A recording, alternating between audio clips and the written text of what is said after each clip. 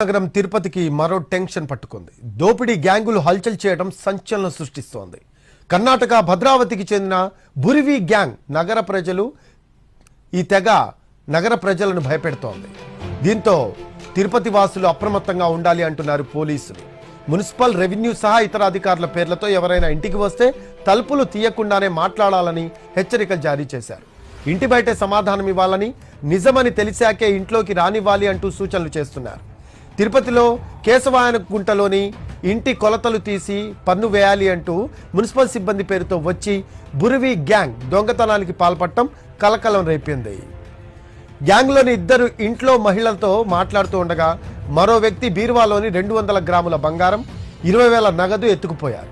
ముగ్గురు వ్యక్తులు పరారయ్యారు. ఒంటరిగా ఇంట్లో ఉండే మహిళలను టార్గెట్గా పెట్టుకుని చోరీలకు స్కెచ్ వేస్తున్నారు కేటుగాళ్లు. రెక్కి నిర్వహించి మరీ టార్గెట్ చేస్తుంది ముఠా.